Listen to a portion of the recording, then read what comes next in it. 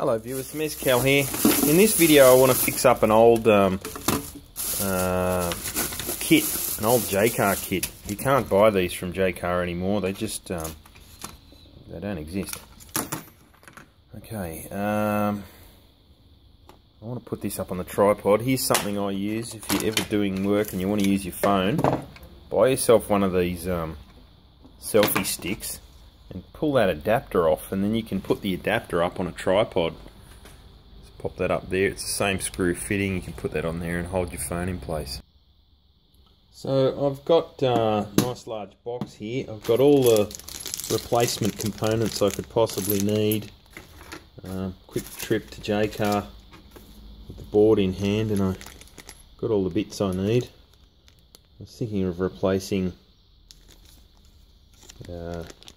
this big Darlington transistor here because it's not sitting flush with the board.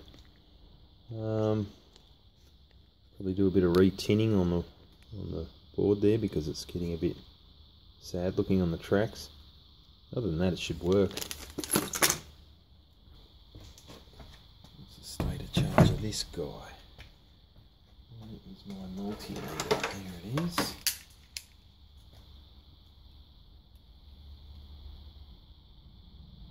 Okay, that's a good one. We can use that.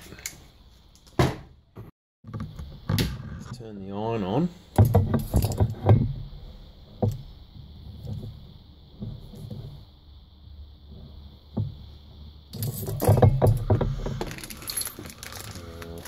What we need to do here, map out what we're going to do with this box. Push the inside.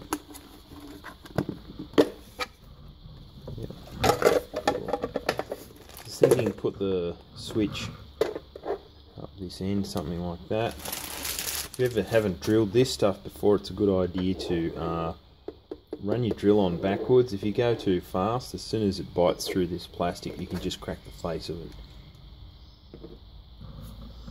Alright, this soldering iron is very quick to react, so we should be ready to go by now. I would like to replace these wires with something a bit more colour coded and suiting the application.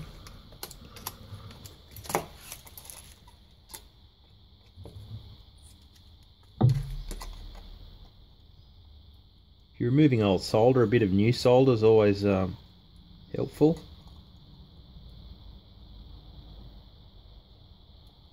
Gets things flowing.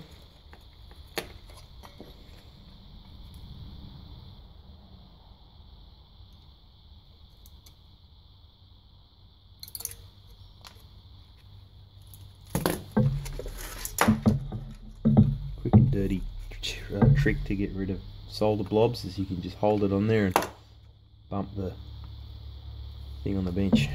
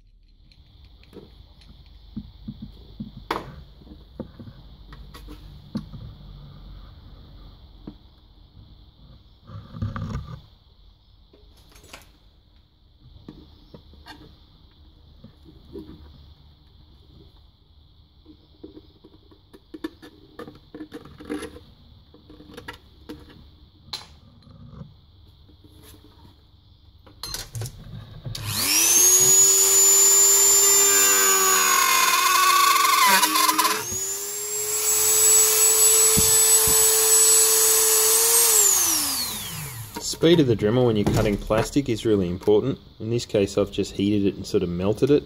So you want to go pretty slow, that way you're cutting rather than melting.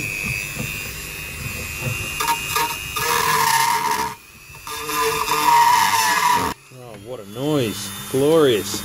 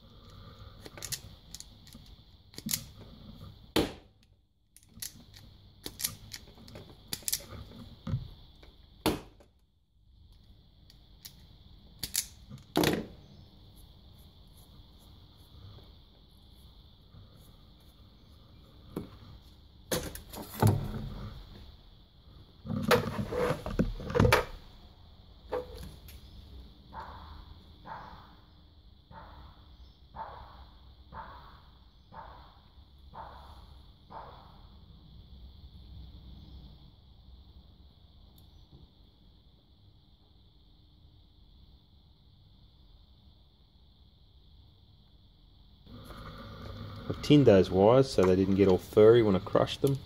It's a good idea to do that when you're joining things into a screw terminal. You can tin it.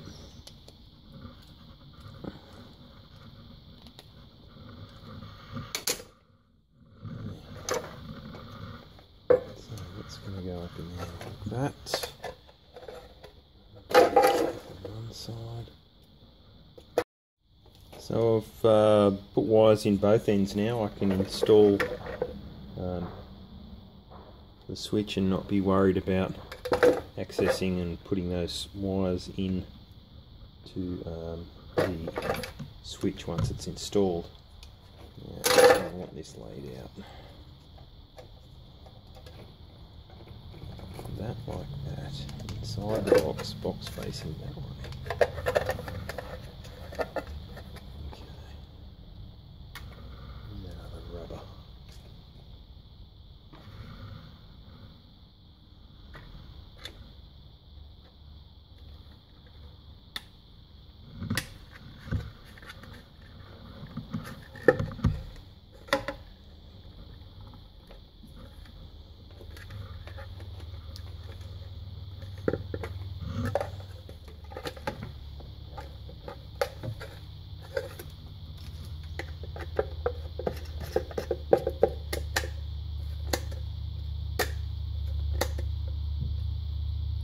That's on, push to turn off.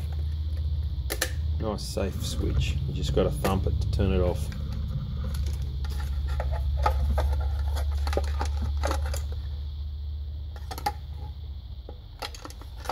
Okay, time to test it.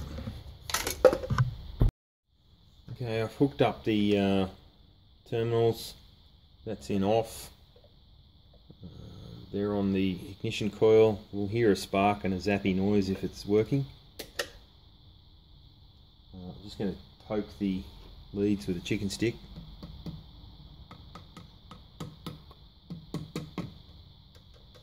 The first port of call with something like this is we could probe the output side there and see if we're getting any AC voltage. It should be a square wave coming off this contraption. Let's put on volts mode AC. We should be seeing about 6 volts. And no, those leads are pretty roached, so we might replace those too. When I built this, I built it so that I could remove those 555 timers easily because they blew quite often. So let's try replacing that first.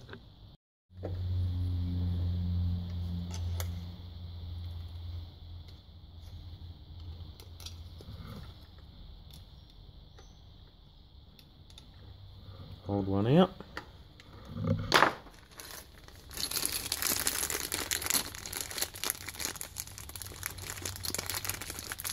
New one in. There's a notch on an IC, so you need to orientate that little notch there with the right direction. In this case, it was forward, pointing that way.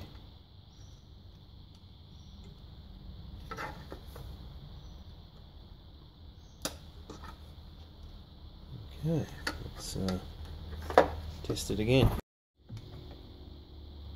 I'm only seeing millivolts on this end. That's not a good sign.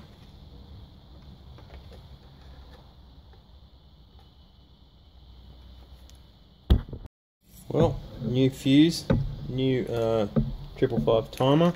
It's still not playing the game.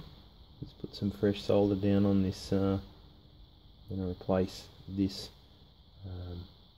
Darlington transistor next.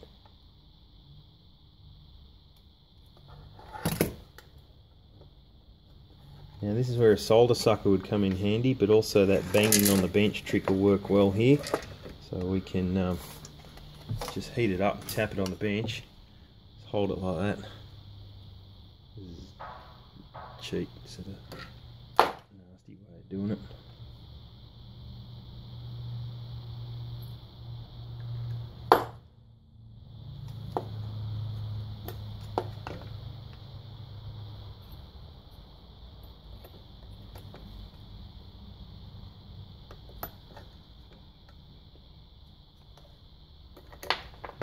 Out.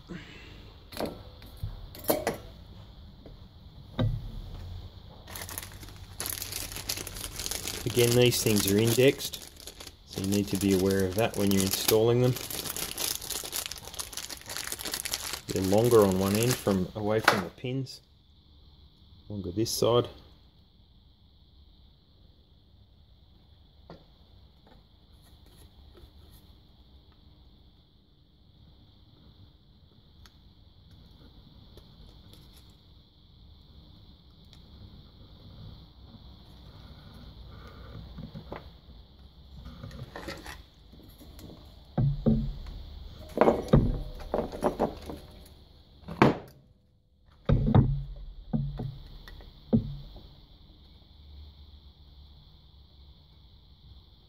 This is a trick I like to use. I run the iron up the leg.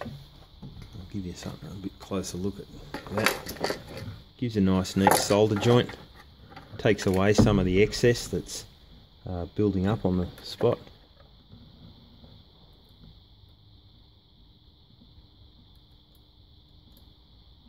Once you see everything flow, run it up the leg.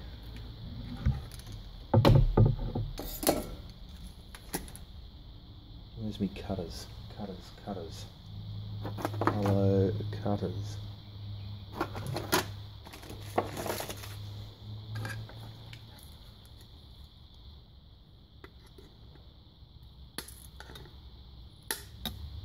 Good engineering cutters are a must if you're doing any circuit board work.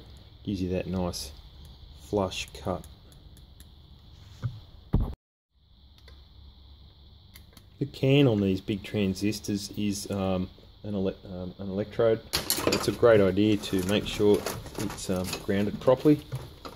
Didn't have a bolt on the other side of it, so I'm going to put a nut and bolt on that side as well.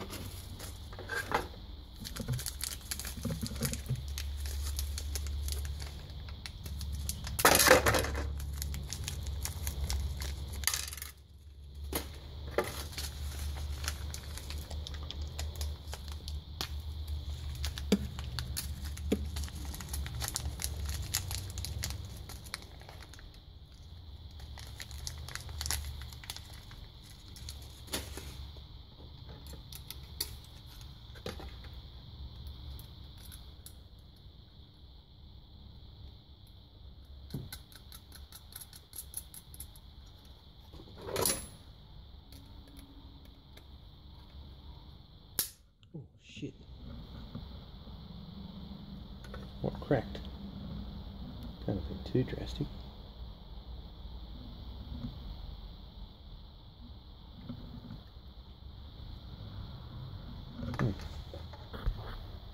It would appear Silly Me has used the wrong side or on this switch because I'm not seeing 12 volts on this side when the switch is on.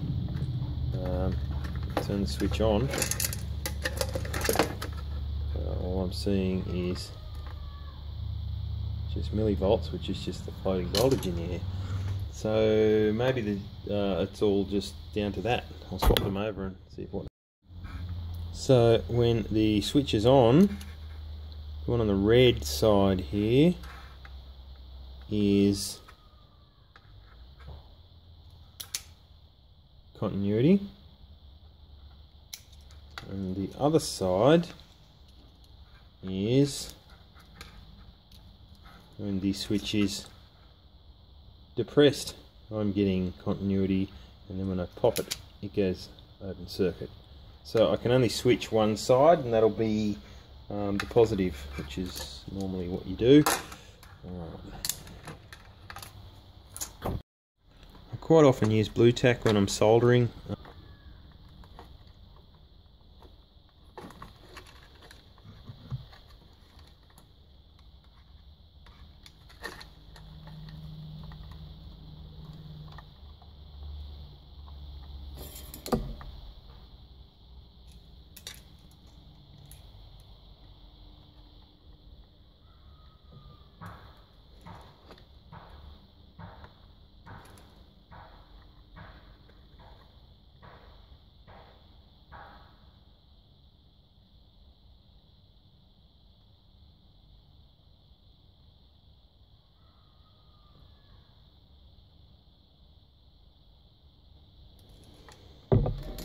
Normally I'd heat shrink that, but I can't find any heat shrink in the shed.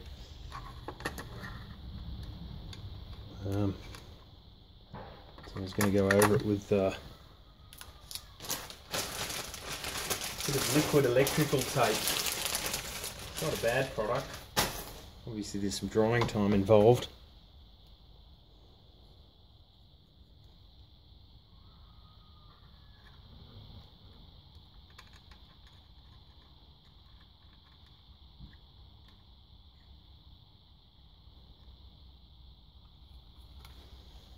Replace those eyelets with these ones.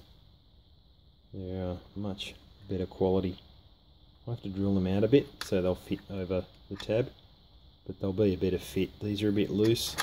They sort of rattle around a bit, and without some nuts on there to catch it. Yeah, so get old Dremel powered up and grind out the hole in there.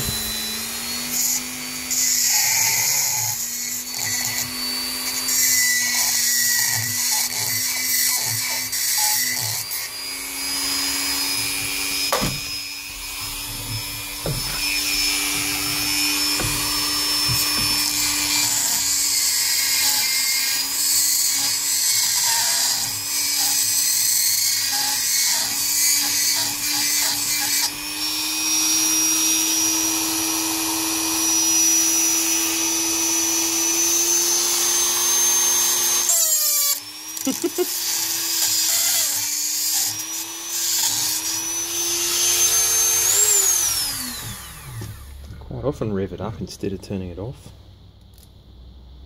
Right.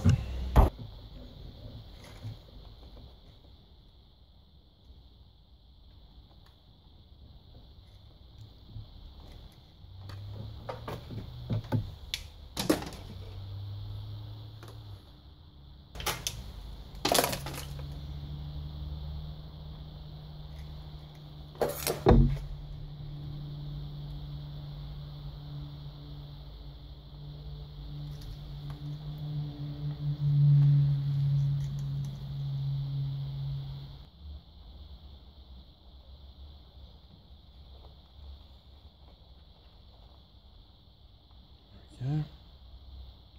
One. Get that out of the way.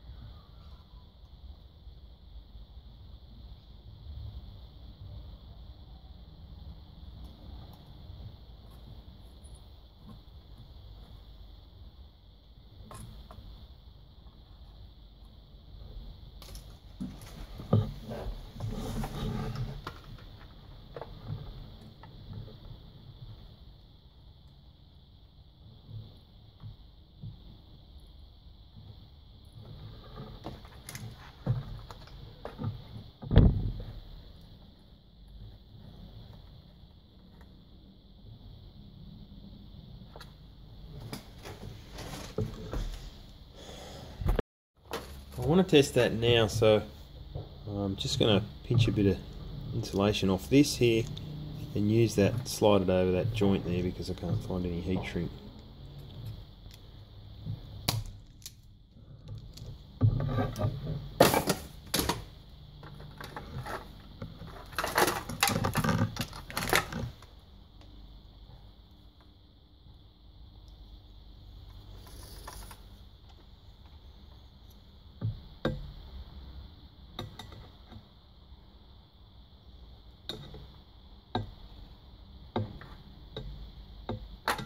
There we go. Cool. Time to test again. And I've just made the final connection here. Listen to this. Here's another one of these boards that isn't in as good a shape as this one. I don't think it's worth even trying to repair this. But you can see from the bodgy work I did back then that there's a resistor that I've used variable resistances on here. So I could swap out this component and change the frequency. And looking at the board, you can see that the resistor used to be in that position there, which corresponds to that resistor there. And I want to put a potentiometer on this so that the frequency can be adjusted. So I'll run some wires out of there and onto a pot which will stick out of the box.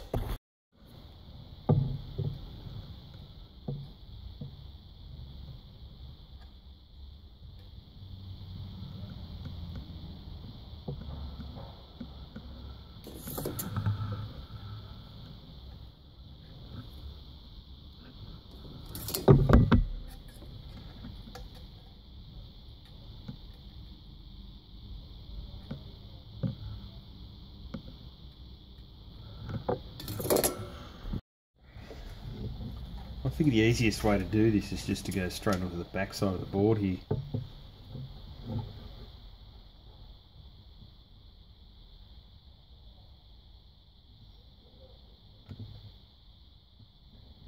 Okay, fresh solder.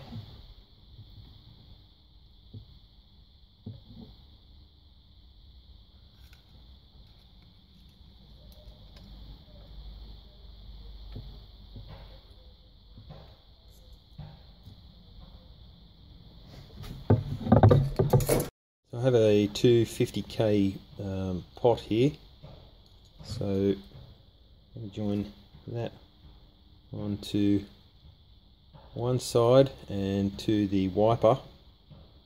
If you're not sure how these work, there's a carbon track that runs between these two, so between here and here is the full 250k resistance on a path that runs around there, and then this is a wiper, so it is on the rotating part and it moves, so there would be, all the way that way would be the lowest resistance, and all the way that way would be the highest resistance. But if you swapped your terminal to the other side, then all the way up will be the lowest, dial it down, highest.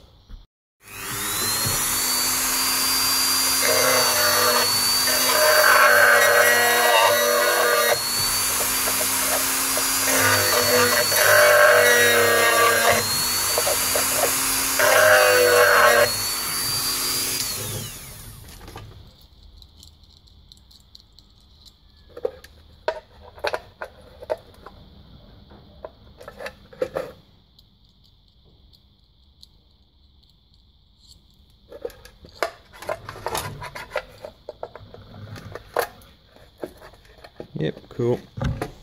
Locator pin here would normally come through a PCB or lock into the side of something. I could melt it through to give it some sort of anchorage. It will stop the pot rotating if you wind too far.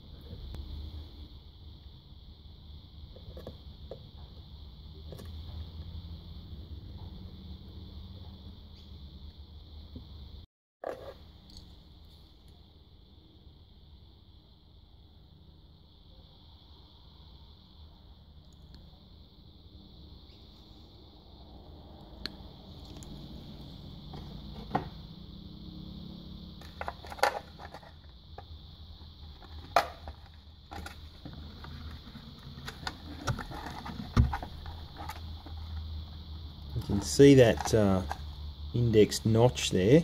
I'm just going to try and clean the tin off the solder and try to poke a hole in there with that. This might be difficult to video.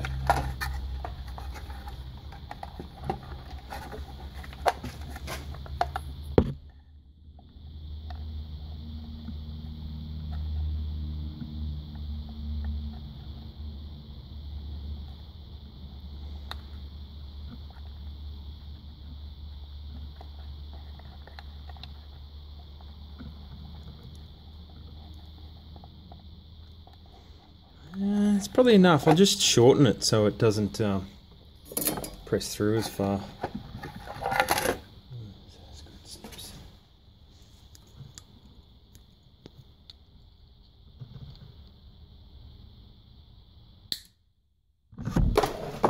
Okay. Yep, that'll lock in there and stop it rotating. And tighten that right up.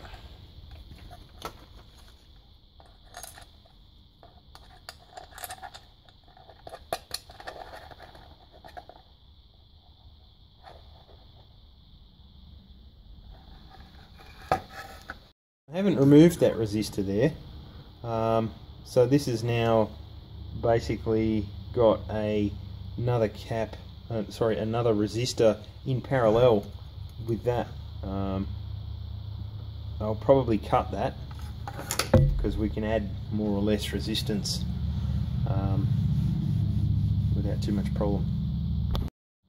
Okay, so I've put a piece of copper coming out of there and off to the negative terminal on the coil. If we turn it on, you can hear it, and I'll dial this down.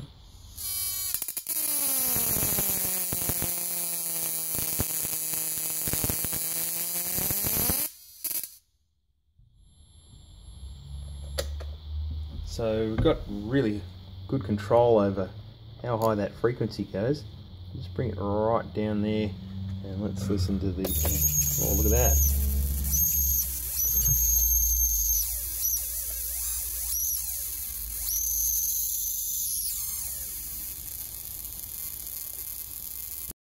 So here it is, it jammed in the box. I will cut the post off that pot there and bring that down.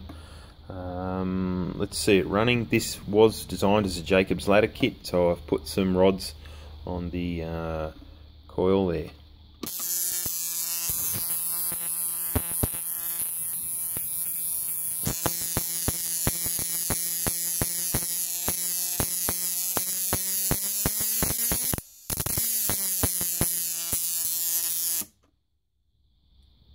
Don't forget to rate, and if you haven't subscribed already and you've made it this far through the video, click the subscribe button. There's lots of variety on my channel. Thanks for watching.